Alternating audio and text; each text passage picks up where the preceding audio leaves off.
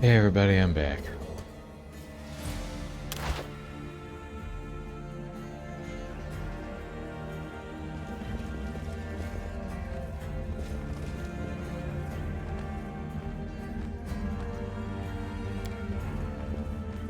A success worthy of praise.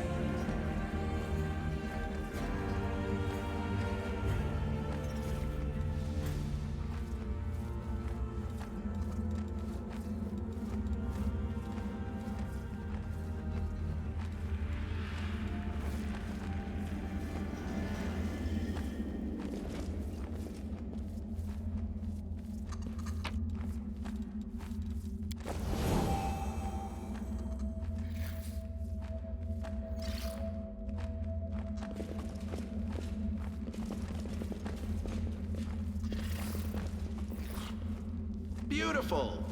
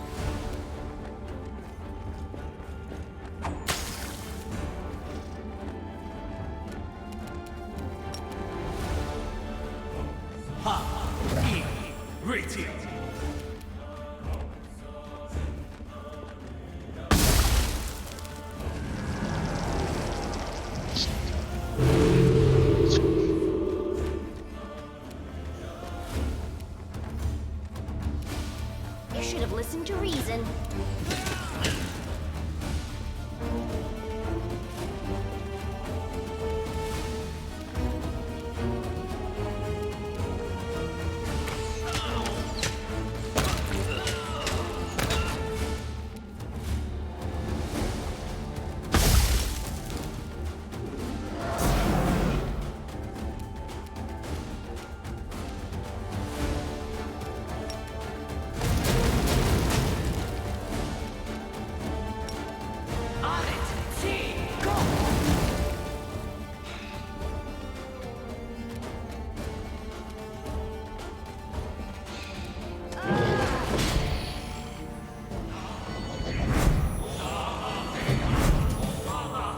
I got this.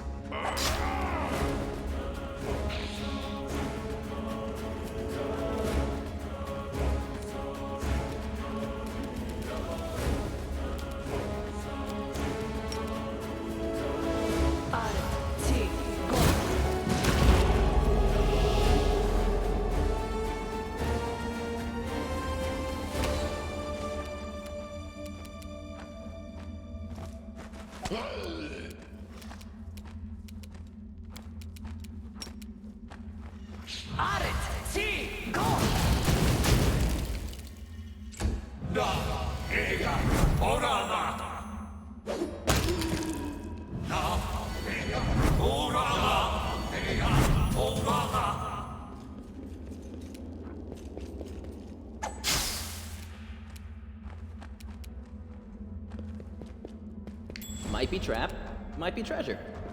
Cover me, all right?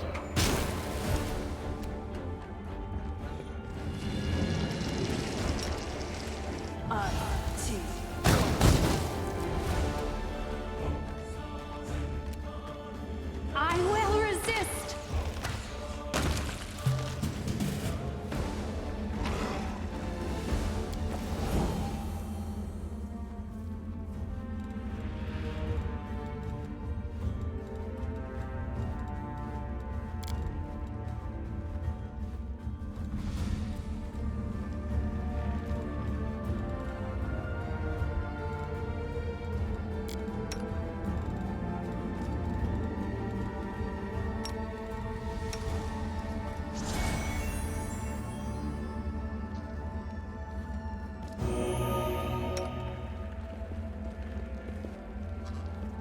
Fine. This is my kind of work.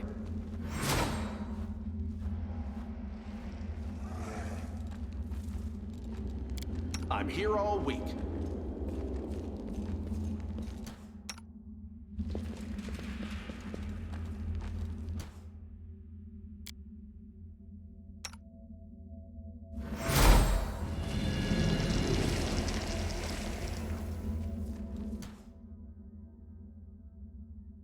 Let's see what we can do.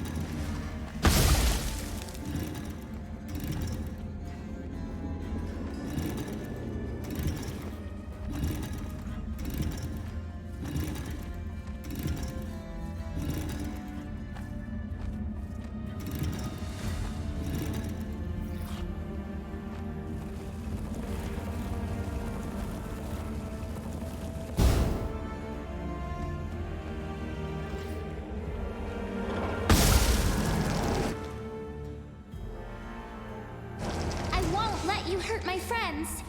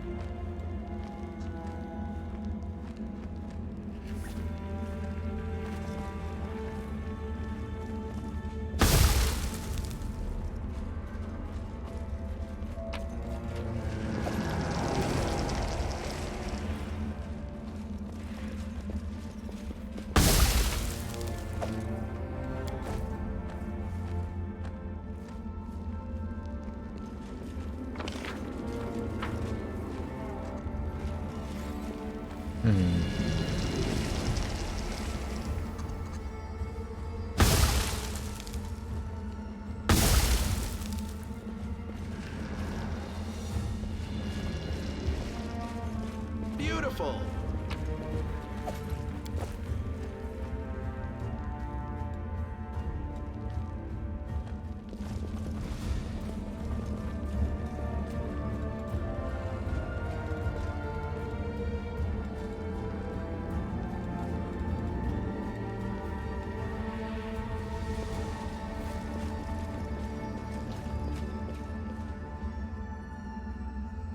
It just leads back up there. Nothing else over that way.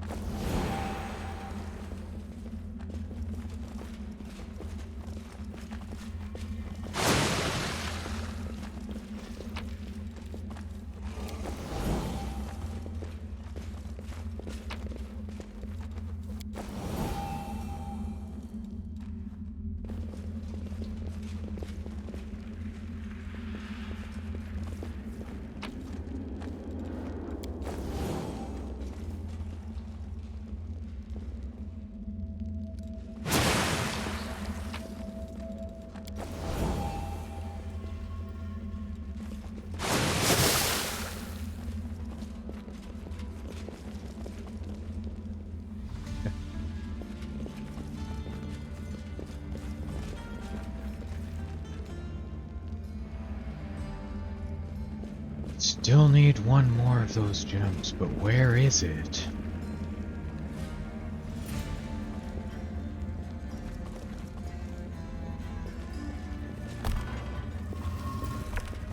Let's see what we can do.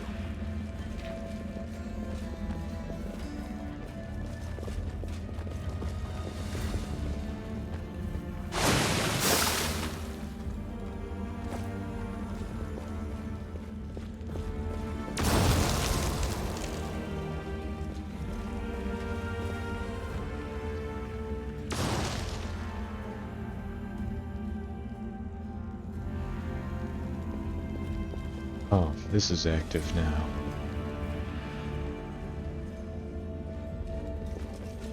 I feel like a chosen one.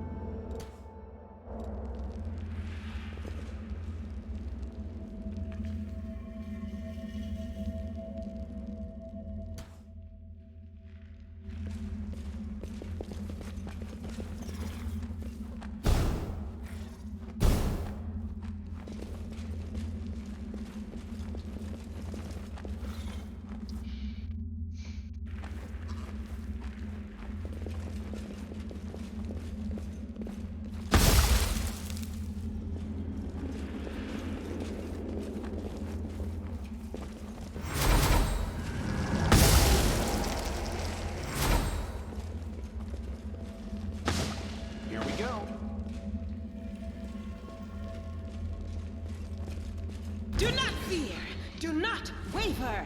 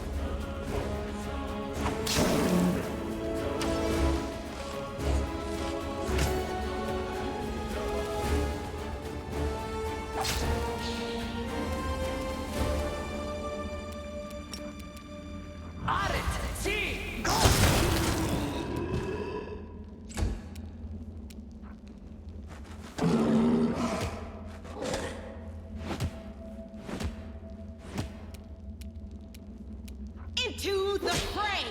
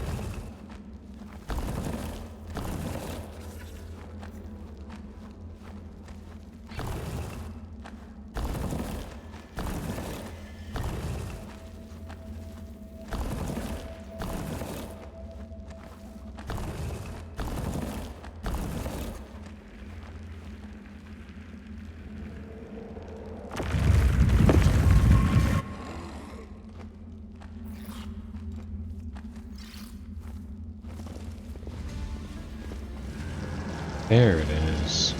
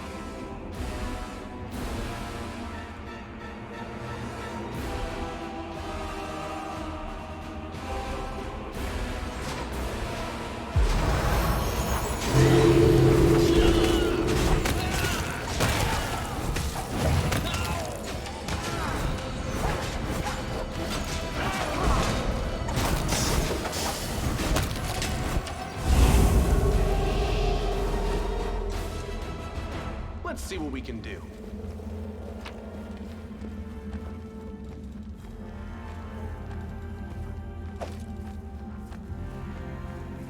See, this amulet makes all invisibility spells become quickened as though using the quickened spell feed.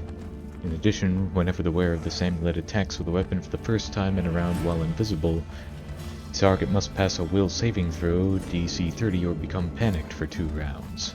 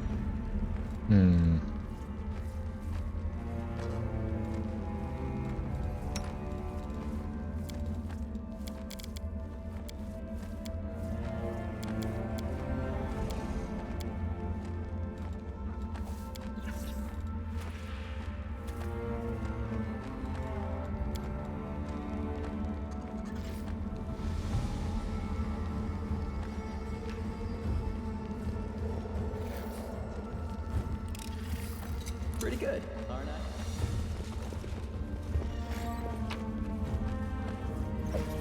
Pieces of armor +8.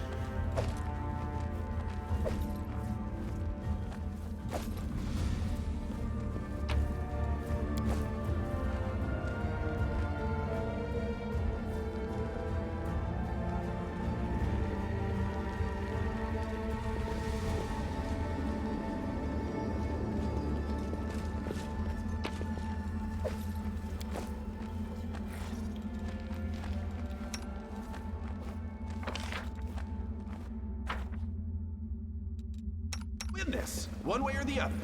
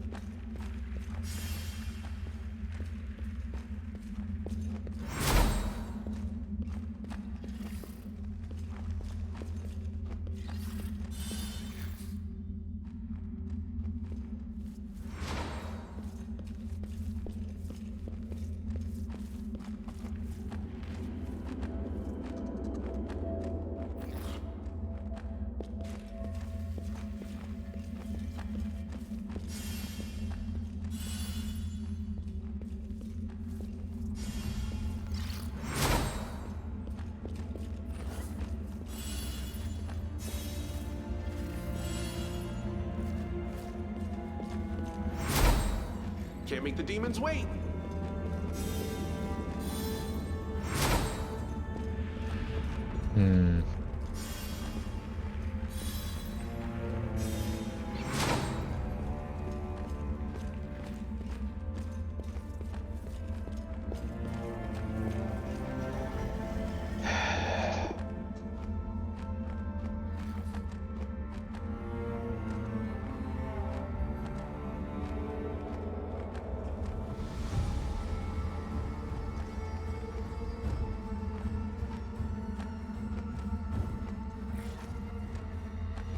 Beautiful!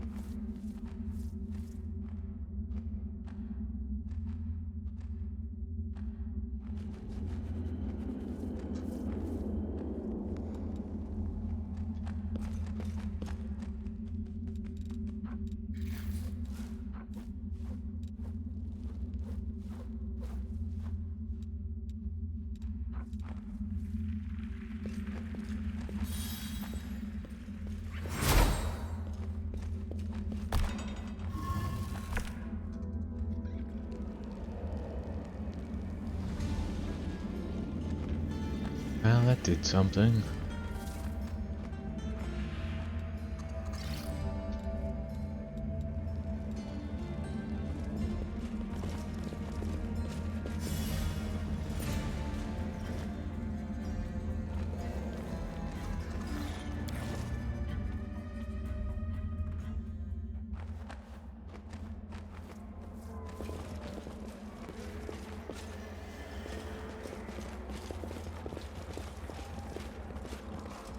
Let's see what we can do.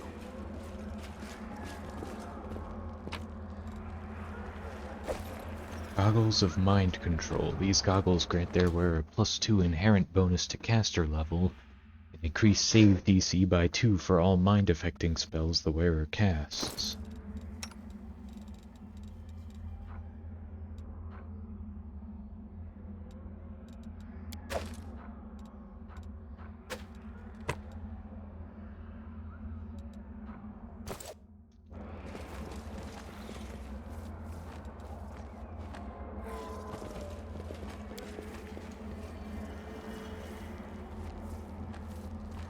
Near Lathatab.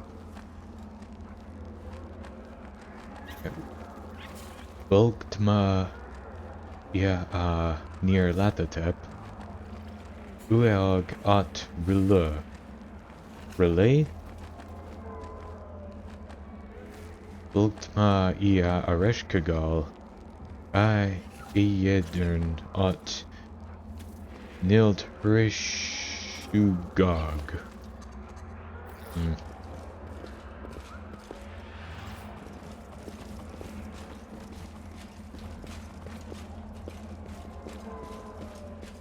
So what's Ereshkigal's relation to Near Lathatab then?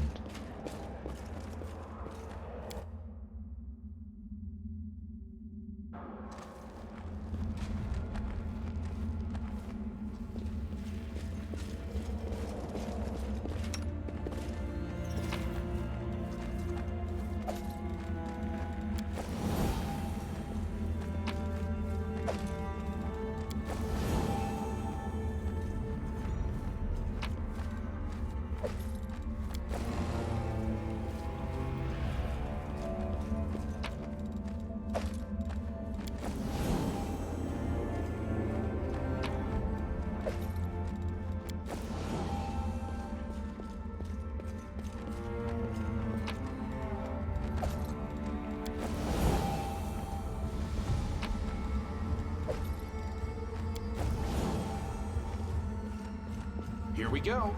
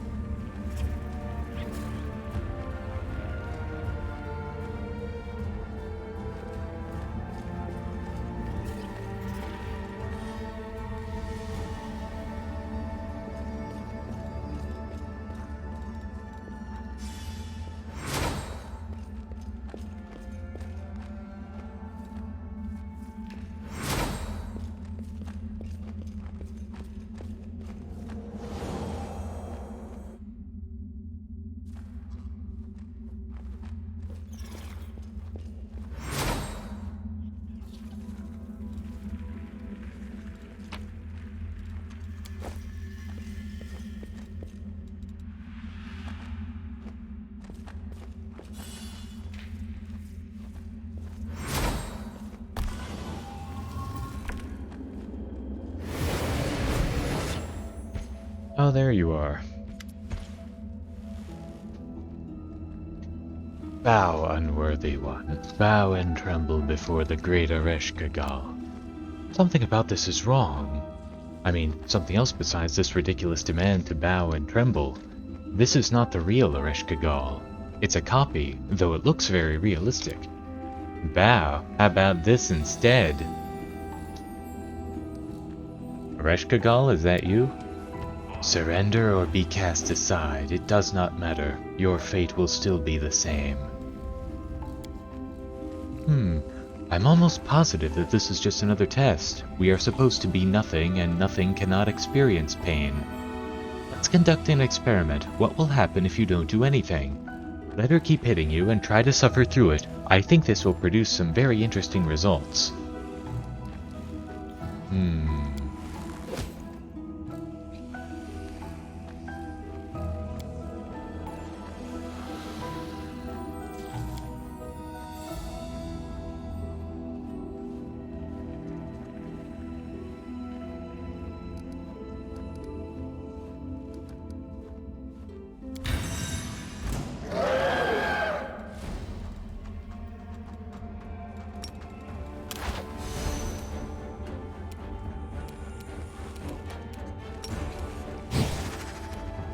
I will resist!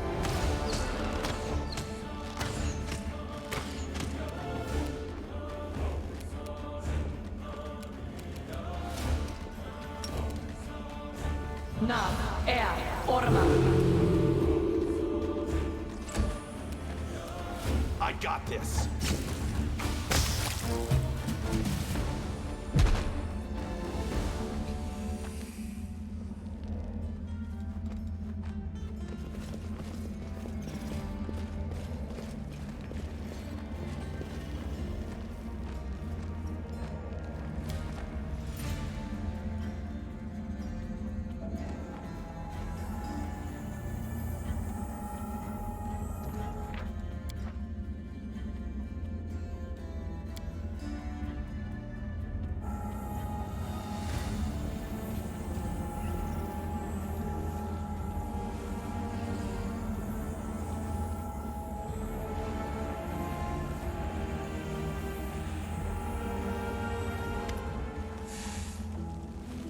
This grain of sand has found its way to the truth. Its persistence deserves reward, but any impudence will be punished.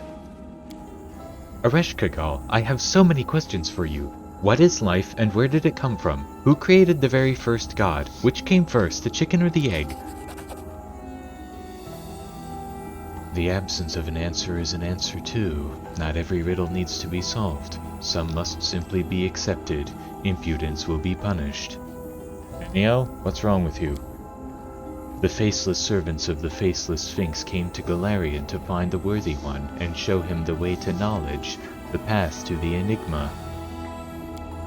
Nenio is nothing. It is a grain of sand lost in the vast expanse of existence. It has no purpose of its own, no will of its own, no past nor future, no name. She... It is an anomaly. Anomaly. It is an apostate. Annihility that tried to become something. It rejected its own essence and took on the name Nenio. The will of Ereshkigal, the will of the universe itself, has been fulfilled. Now the anomaly will once more dissolve into nothingness. It will return to its previous state of non-existence. What do you mean, return to her previous state of non-existence? No, I don't like that. I don't like that at all. Nenio, wake up, please. This evil demon lion snake lady has put a curse on you somehow. But Nenio is flesh and blood. She cannot be nothing. The body belongs to a faceless Sphinx cultist from Tian Sha. The cultist completed a pilgrimage to Avestan, opened the path to the Enigma, and appeared before the faceless Sphinx.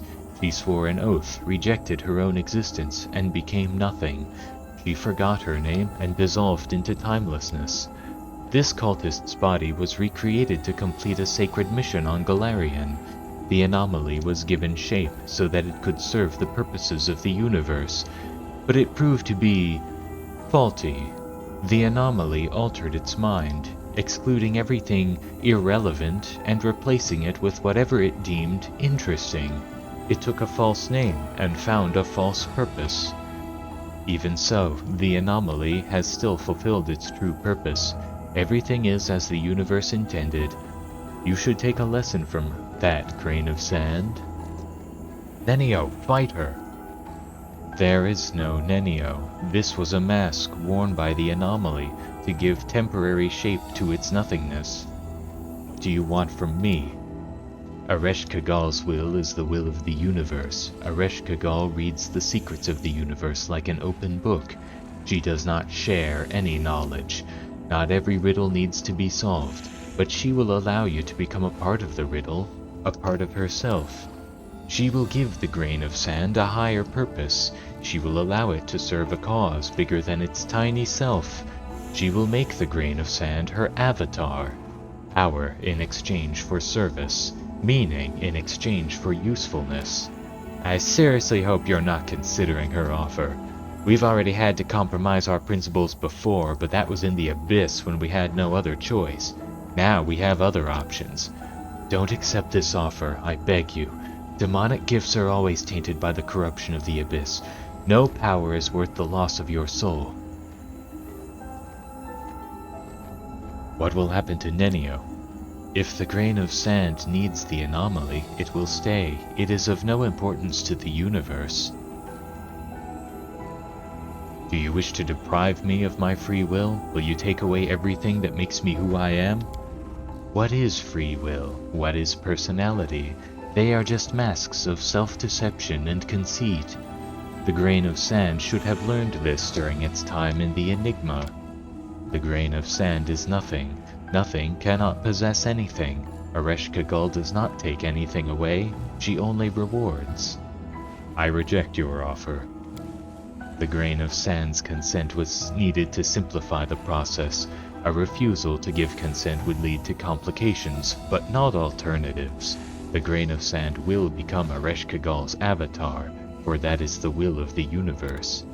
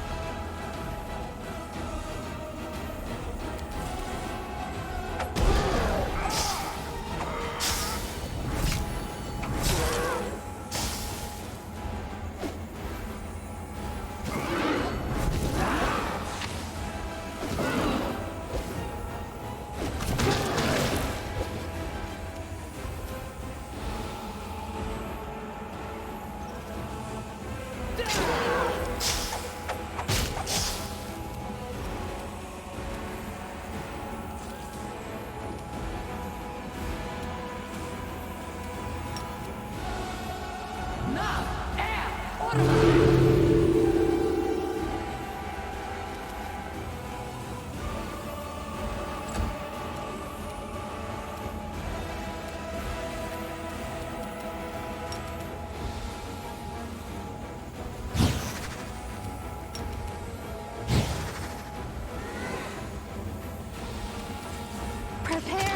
myself.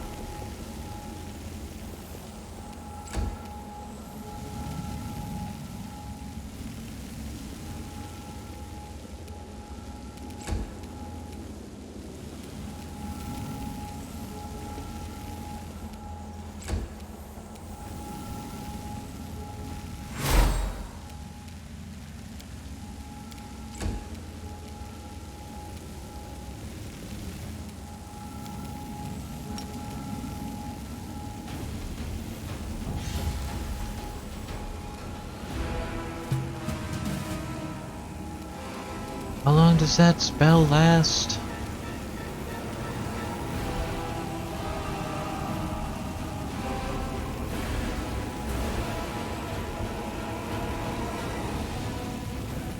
You know what I could do? I suppose I could turn on real-time mode until that finally ends.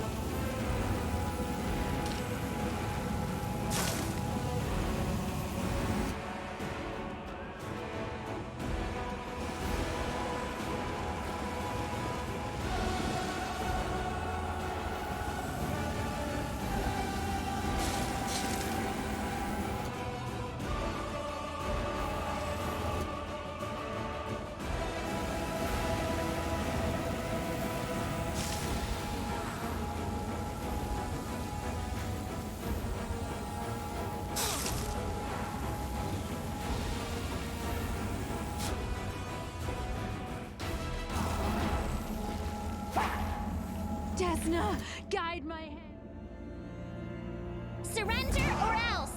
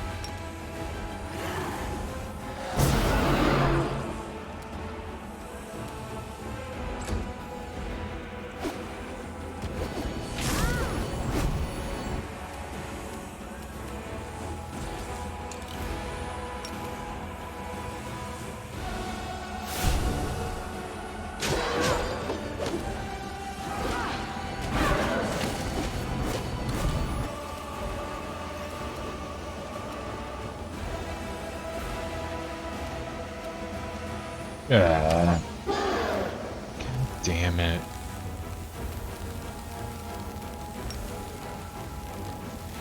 No, that's not gonna work.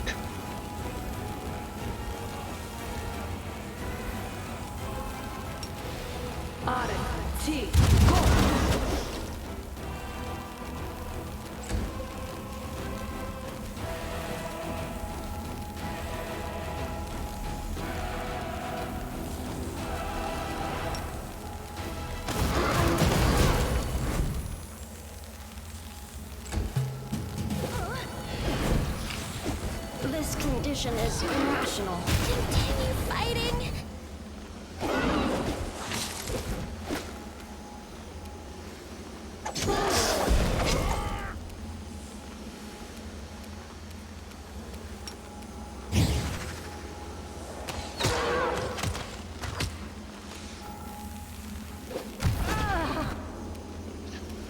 Cover me, all right?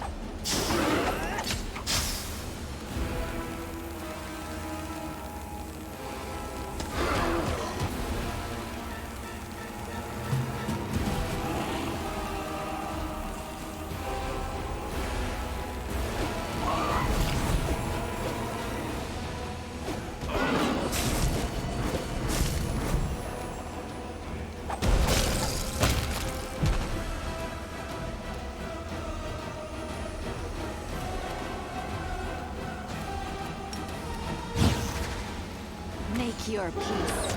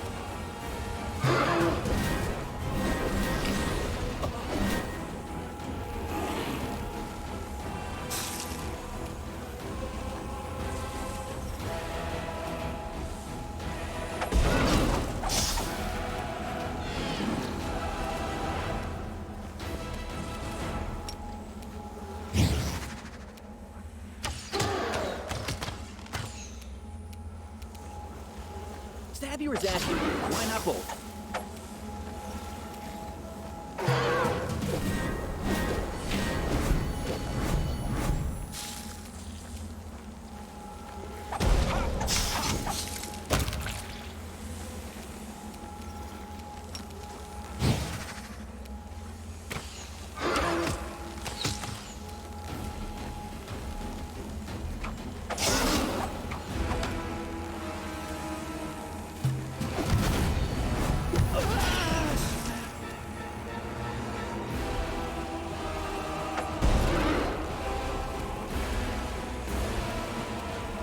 I will resist.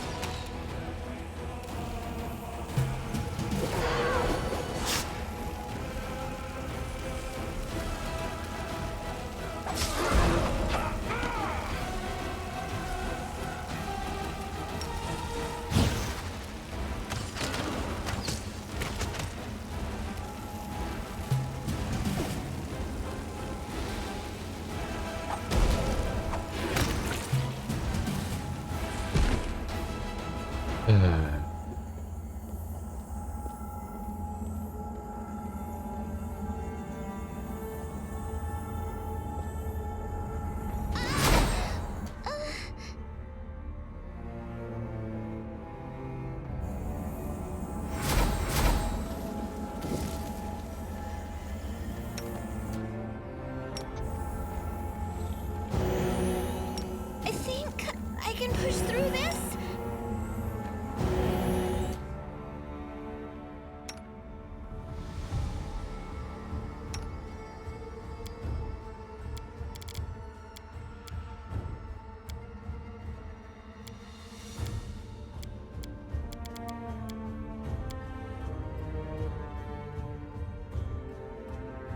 Here we go again.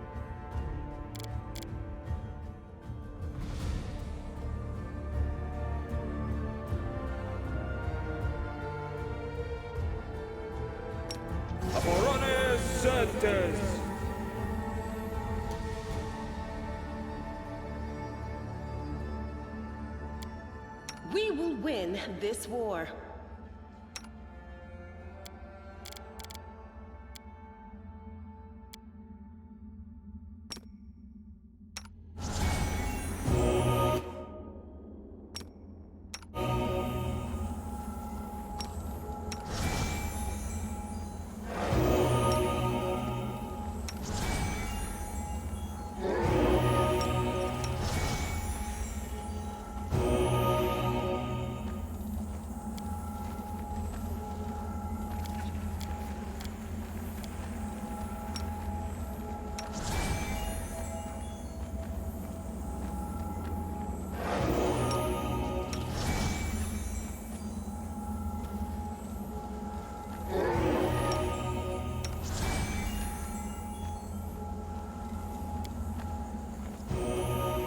Alright. Now what? An anomaly, an apostate, a nihility that tried to become something.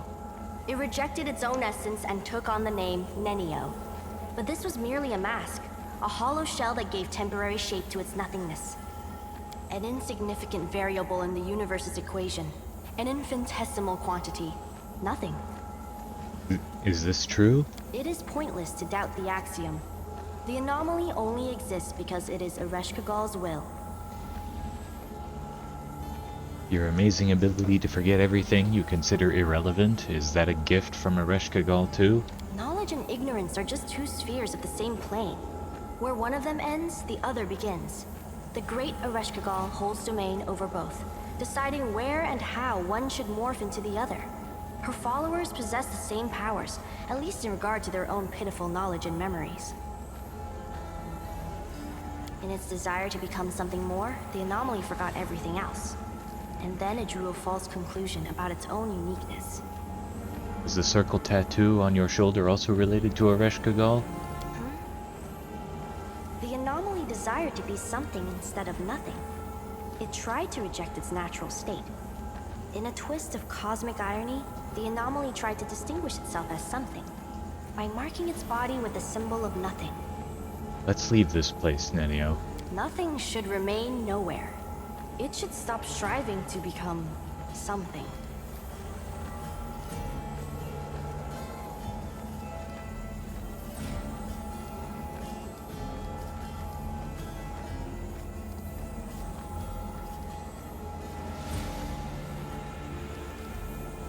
Hey, you can't just leave your encyclopedia unfinished, can you? It is a great work that will shake the scientific community to its core. Its publication will be celebrated by everyone.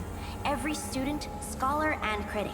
The world will remember the author of such a monumental work for a long time. Yes, I wish. The anomaly's wishes are irrational. There is a large probability of error, and the risk of making an incorrect decision is too high. You're a magical creation, I understand that, but that doesn't make you nothing.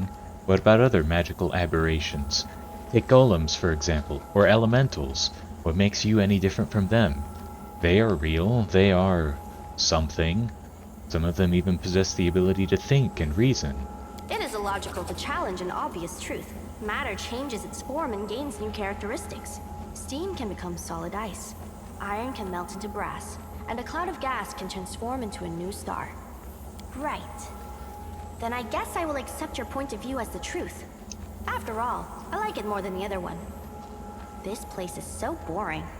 Why did I want to come here? Oh yes, new knowledge, an experiment. Our whole life is a fascinating experiment with an unknown conclusion.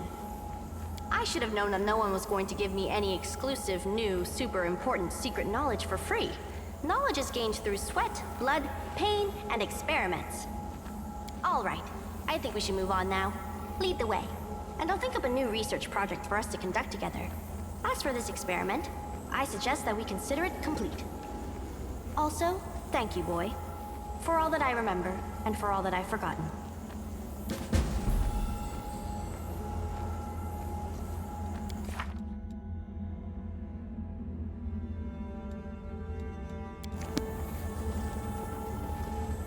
What does she have?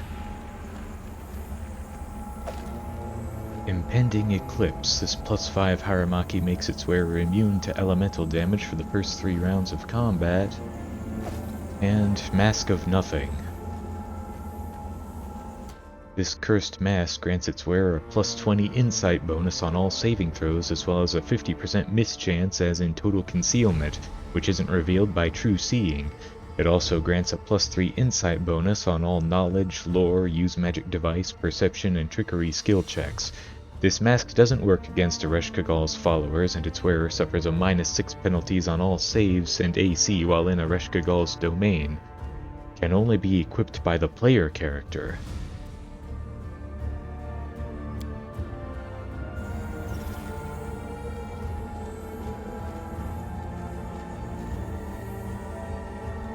I guess all these just go back to the main halls.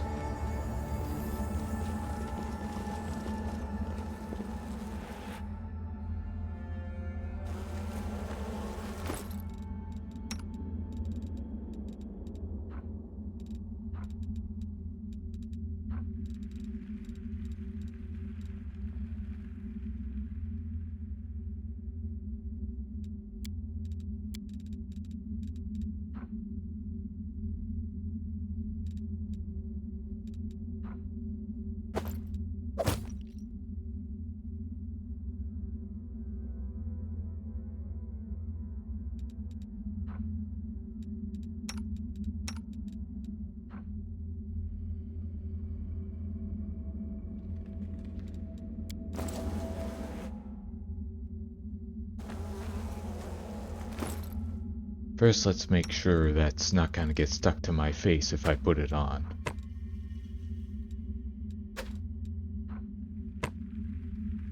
So I can take it back off.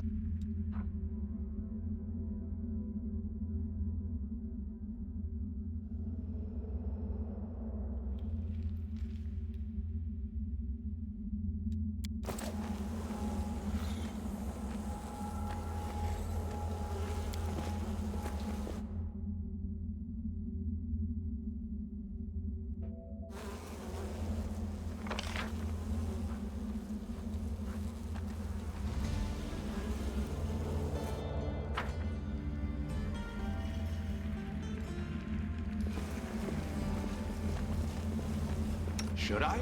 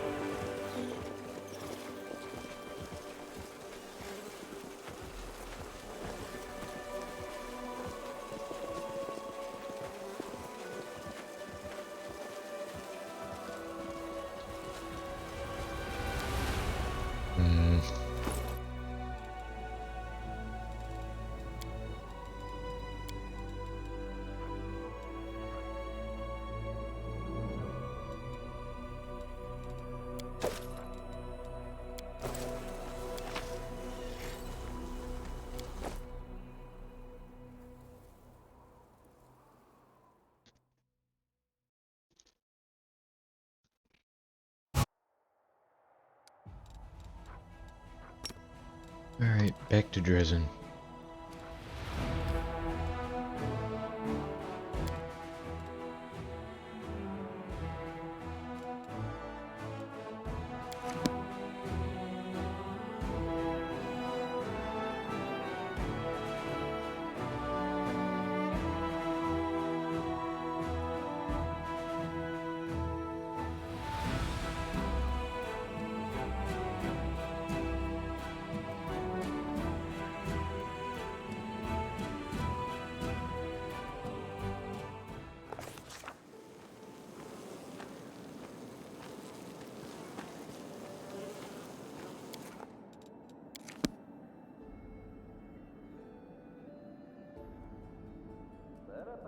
Yeah, I got a ton of stuff from that dungeon.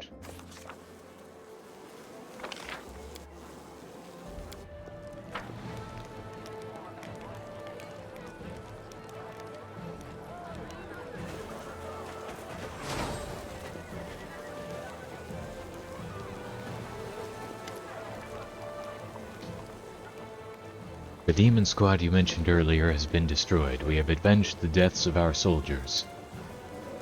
Thank you, Commander. Thank you so very much. Many of those who died were my friends. It was them who made that figurine for you, prayed for your safe return from the abyss, pitched in for that gift and more. I'll make sure to tell everyone how much you care about the common folk. We will be forever grateful.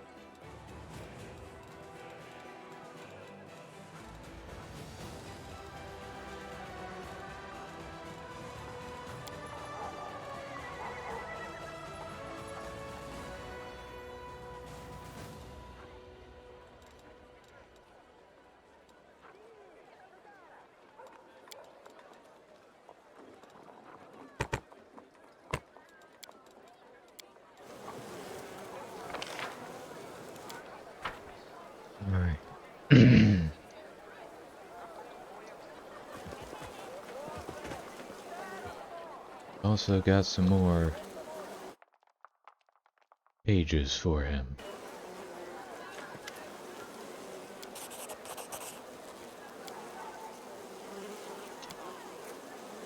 Everything is ready for merging the planes. Baphomet's runes are drawn on the floor of the laboratory. The purple flame of the heart of the tower, and this is what I call the crystal now, is pulsating under the influence of secret spells. If I stop to think about it, the pulsing flames echo the beating of my heart, but I don't want to think. It took me too long to decide. If I think for just a moment, I might stop. I chose the Abyss as the plane to merge with Galarian. This is the last gift to my former friend who is concerned about the imminent destruction of the plane, whose fate I will tie to the dying Galarian. Truth be told, I am not completely sure I will succeed. This is another reason to choose the Abyss. Hardly anyone will grieve if it suddenly shares Galarian's fate. Acrid smoke of burning chemicals stings my nose. My eyes are watering. I haven't rested for several days. I take a step back and almost trip over an empty wine bottle. I came to the end of my supplies days ago, but regardless, my mind is clear and my thoughts are sharp. I stare into the heart of the tower and whisper a magic command. Time to begin. How long has it been since you last saw your friend? A year? 2? Maybe 10? I didn't keep track. And what does it matter now? I spent that time working. I checked and double-checked every line of the spells, every symbol. I'm almost sure the merging will be a success. Do you know anything about what happened to Kini? He is no longer of any interest to me. He is a traitor. He betrayed me and our dream. But I still miss him sometimes.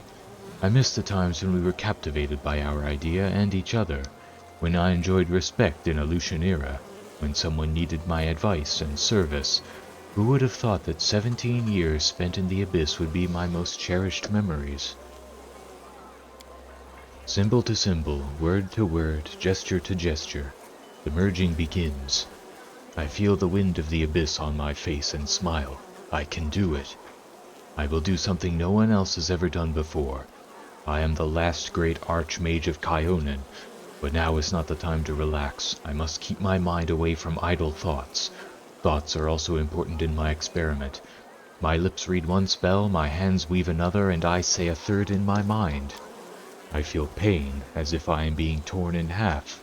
My essence, my entire being, my identity is about to change, filled with the energies of the Abyss.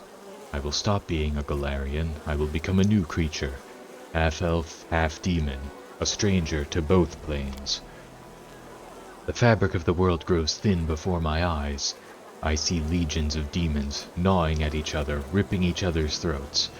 I see the minotaurs of the ivory labyrinth sitting around the fire, honing their giant axes. I inhale the forgotten smell of a Lucian era's sewage. I hear the impertinent buzzing of locusts from the rasping rifts.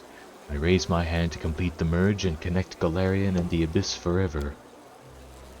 As if on cue, demons, minotaurs, and even locusts turn to me. They freeze before the path opener. I hear Descari's whisper, sense Baphomet's loathsome grin, feel Nocticula's curiosity and attention. The demons are ready to invade Galarian and to torment and kill everything that didn't perish in Earthfall. They will degrade the remains of my world until nothing is left. Is that really what I want? My hand freezes.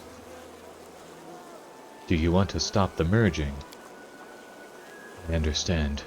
All this time I was deceiving Kini and myself. I never wanted to save Galarian. The perishing empires of my world are just empty words for me. I was not interested in the lives that would be lost. Life takes its course. People are born and die. Kingdoms rise and fall to ashes, and even gods have their final day. Those are the laws of the world, and it's not for me to oppose them.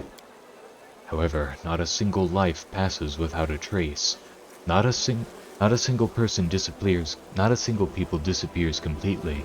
While the memory of them lives, while their culture, language, and art remain, civilization lives as well. I never wanted to save the people of Galarian. I only wanted a handful of survivors to keep the memory of Galarian alive. When the demons invade Galarian, they will destroy the very memory of it. They will burn whatever is not burned and desecrate what can't burn. Their invasion spells death for Golarion, and I almost destroyed something that must never perish. The purple flame of the heart of the tower burns my eyes. I carefully lower my hand, allowing the spells to disperse. I almost destroyed Golarion. In my pride, I could have put an end to my world, just to become the Path Opener, to prove my title of the last Archmage of Kyonin, even if only to myself. I don't know what to say in my defense.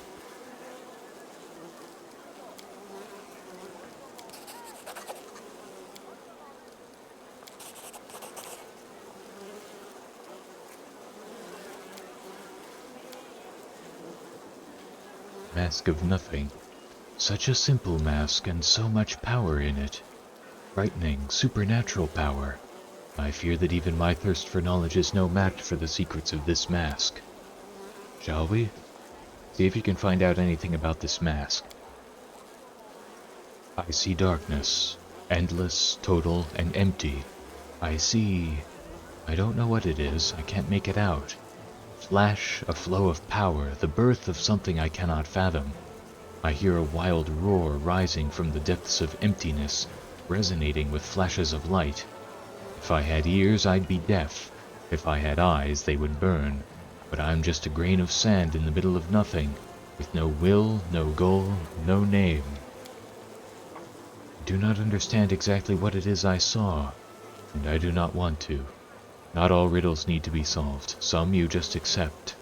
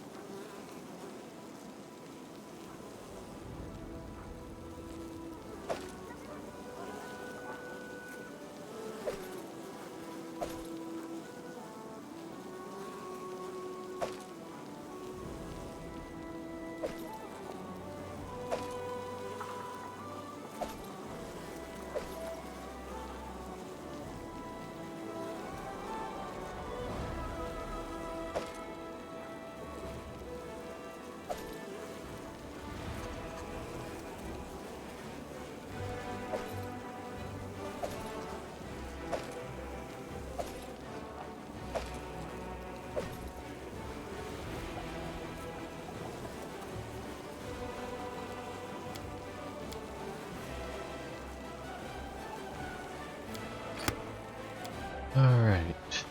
We are in desperate need of a rest.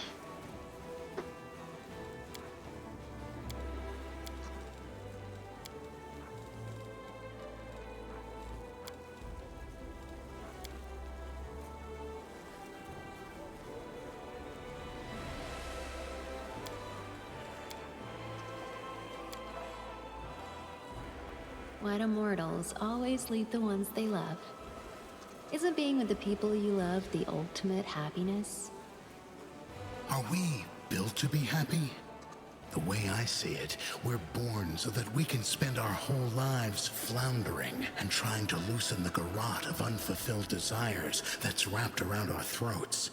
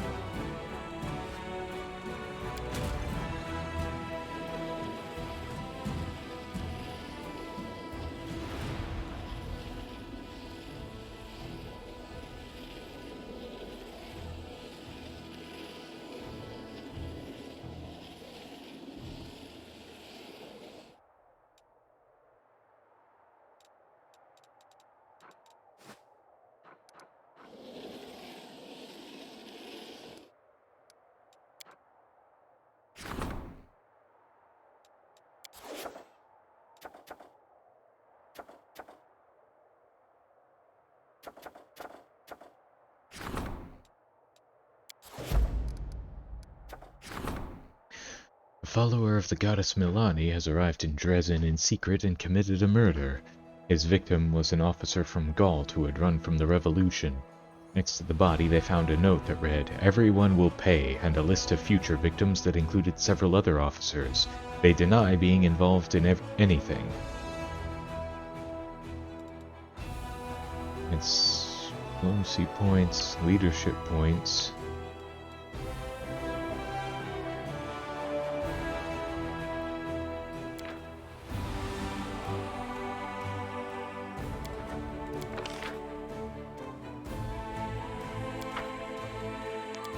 I guess we'll go with this one. By making use of his contacts, Dayrin will blow this incident out of proportion until it becomes a diplomatic row. To avoid damaging their relations with Mendev, Gault will pay a generous compensation and will behave in a more supportive manner.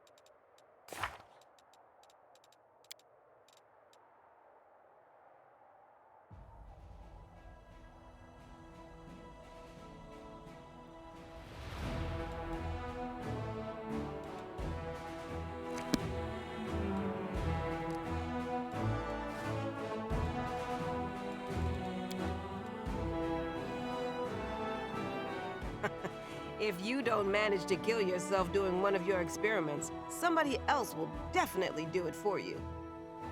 You are sorely mistaken. My scientific undertaking will be universally applicable and useful to everyone, so it is not in the interest of any of Galarian's inhabitants to hinder my work. This is clear to everyone, yes?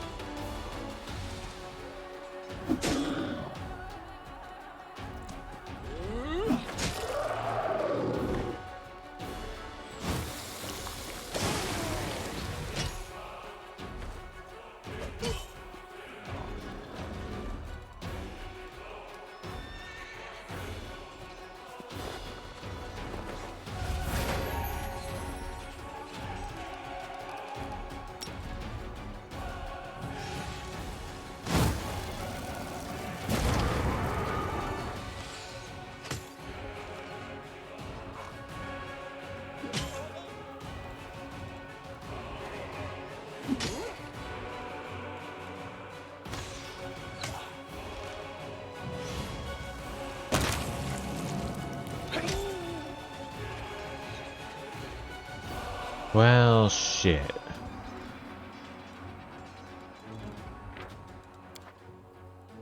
God damn it.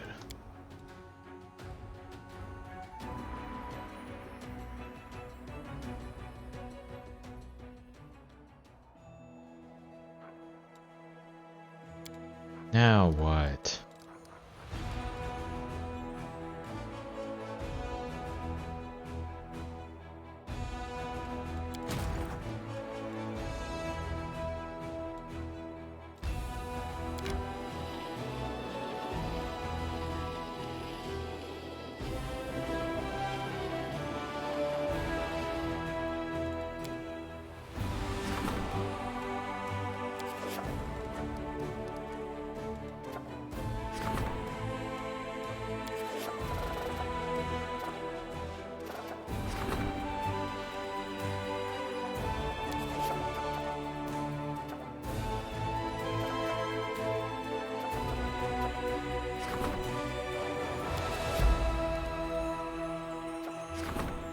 Two spellcasters, a druid and a medium, are asking to be allowed to access the relic containing Baphomet's fire.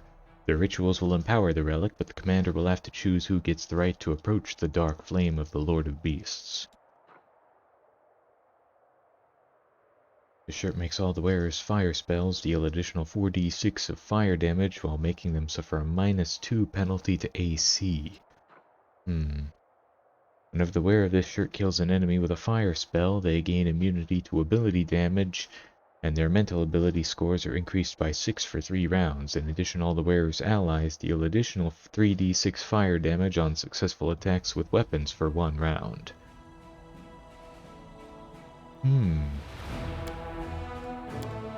The wandering medium heard the spirit of Kyrios, ever burning in Baphomet's fire. Tortured by the flame, the priest became disillusioned with his master and yearned for revenge. The medium awakened the burnt priest's voice, and now Kyrios's guile will serve the new owner of the relic.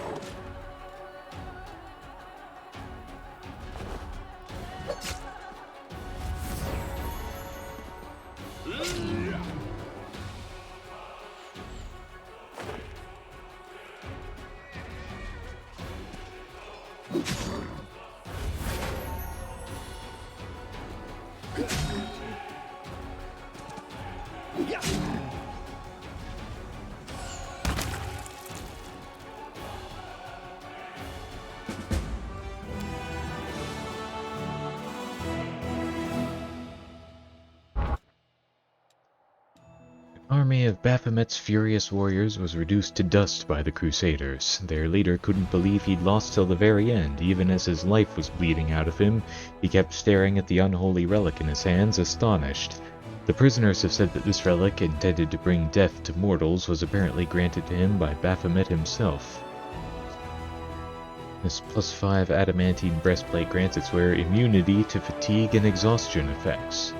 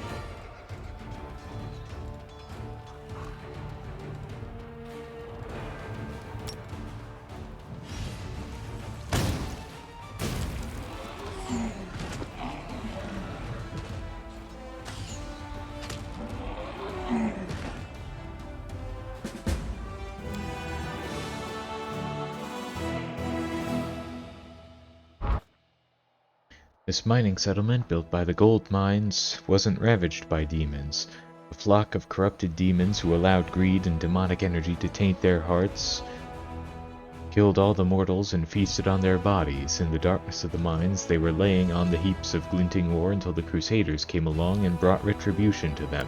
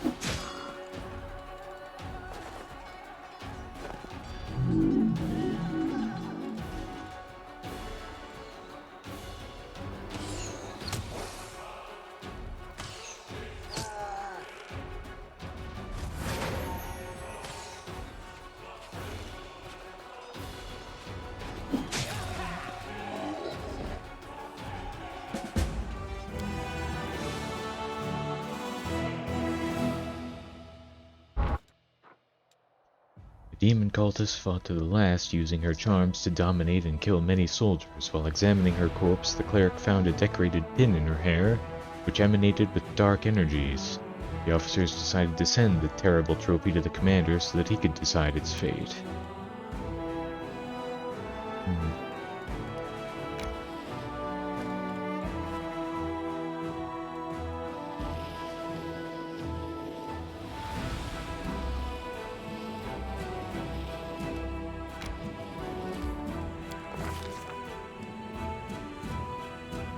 It is a warm, sunny day in the Wound, perhaps too warm and sunny. The Sarkorian wastelands are roasting in the heat of the purple, shimmering sun. Even demonic plants are unable to survive here. They suffocate in the red dust of the plains. A hot wind sweeps across the wastelands, leaving the commander with the taste of ash and sulfur in his mouth. The commander can see for miles around in every direction. If there were any enemies nearby, they would not be able to sneak up on him unnoticed. However, it does not look like anyone has survived the excruciating heat in the wound. The only sign of life is the sound of insects buzzing nearby.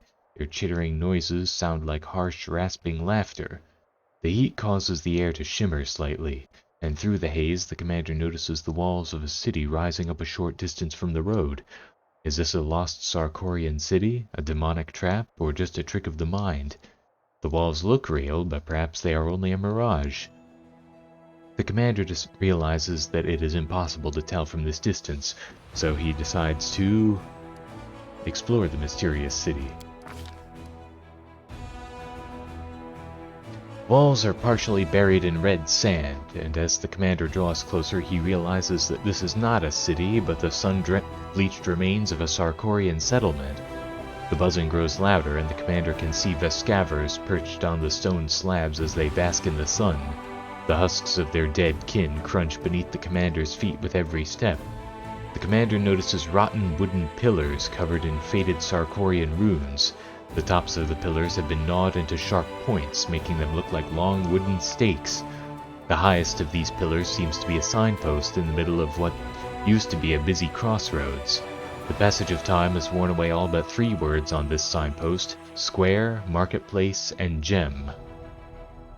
The commander decides to try and identify the city using his knowledge of Sarkorian history. Nenio looks around and recognizes the surrounding streets. She has seen them depicted on some ancient maps. The drawings on the walls depict horses and herds of sheep, offering further confirmation of the commander's theory. This is Domora, a city of herdsmen that was lost a long time ago. The commander recognizes the majestic temple of Gozra that towers over the other buildings. This temple used to be a local landmark and attracted countless pilgrims. The underground aqueducts built under the temple supplied the city with drinking water sourced from a lake that has long since dried up. The commander is sure that this is Domora, but its appearance here is inexplicable. The city of Domora was located far away on the western border of ancient Sarkoris. However, there are many strange phenomena and anomalies in the world wound. This must simply be one of them. Search for the Vescaver Queen. Arushale examines the houses closely. It looks like a battle took place here. The walls of the houses have been damaged or destroyed, and all that is left of the roofs are a few wooden beams. When the commander turns their attention to the insects, he notices that all the Vescavers seem to be flying in a single direction, towards the city square. Go to the square.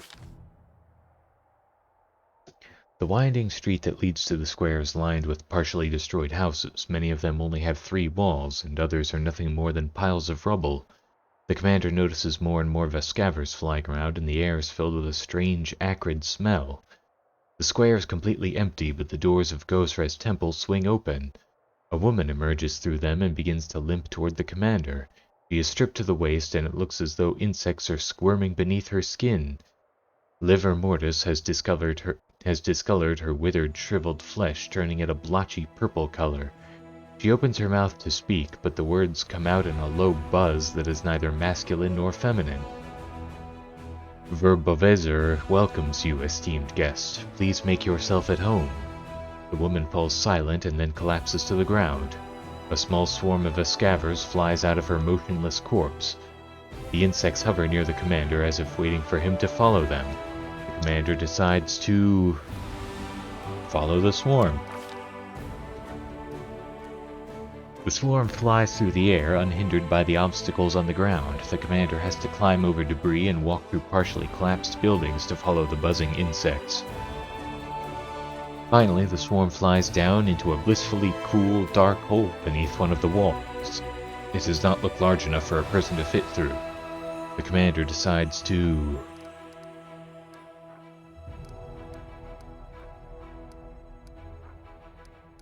examine the walls and try to find another way underground. Arushale feels along the sides of the wall.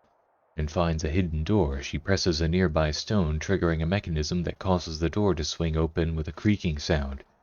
Cool, damp air of the underground passage feels good against the commander's skin, but the chittering of the Vescavers becomes even more intense.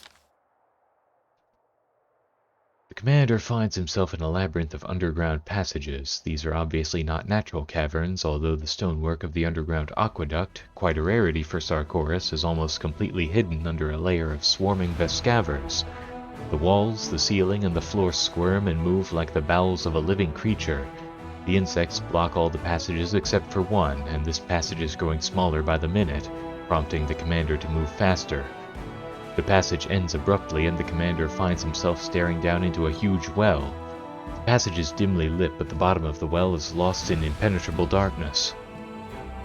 This could be the area beneath the water tower, but it is impossible to know for sure without a map of the city's underground passages. The well is filled with the sound of buzzing Vescavers, and the commander can smell their sweet scent wafting up from the darkness. The smell reminds him of the sweet caramel sold at Canabras' city festival. Memories of that day come flooding back. For a moment the commander feels as though he is back in the town square. As if in answer to his thoughts, a giant figure of Descari rises up from the depths of the well. Suddenly, a crossbow bolt pierces the demon lord, and the figure dissipates into thousands of swarming Vescavers. Both Descari and the bolt were formed out of insects. More scenes flash before the commander's eyes. Ash and smoke fill the skies during the battle for Dresden, leaving a sour taste on the commander's tongue. Both familiar and unfamiliar people and places appear for a moment and then vanish. It is as if some unknown creature is trying to see into the commander's mind and access his memories, yet the creature seems tentative and cautious, almost as if it is seeking the commander's permission. The commander decides it is time to...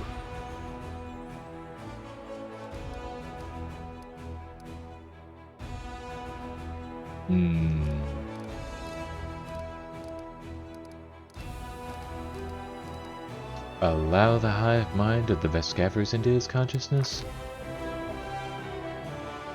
The commander allows the swarm to enter his mind and suddenly has a vision that feels so real it's almost like a memory. The commander is standing in Dresden, or is it Canabras, or maybe even Nerosian. In the vision, he is watching the sunset over the city of Dresden, or Canabras, or Nerosian. A priest of some unknown deity approaches the commander. The priest, the commander isn't sure if it is a man or a woman, has no face. There is only a mouth where the face should be, and when the mouth speaks, its words sound like the buzzing of thousands of insects. We are Verbavazor. Verbavazor has heard about the one who defeated the mighty demon lords. It harbors a special hatred toward Descari and would like to know more about his weaknesses. It wishes to fight this demon lord and defeat him.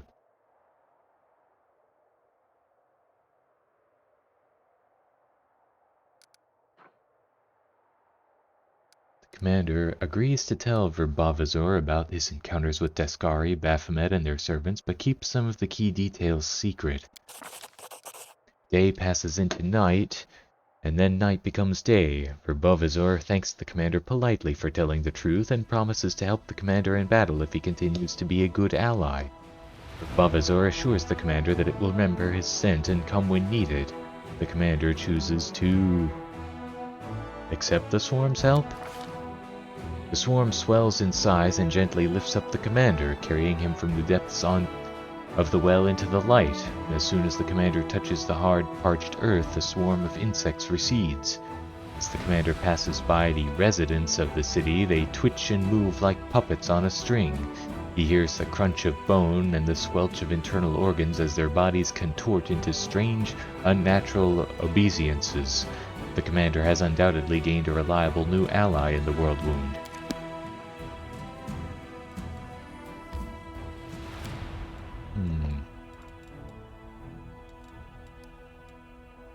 I thought Captain Selkind would be there, but I guess not.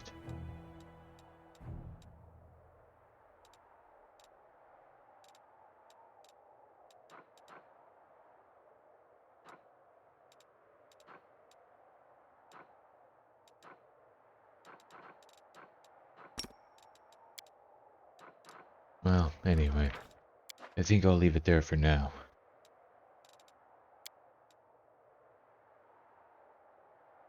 So, thanks everybody for watching. I'll see you all again some other time.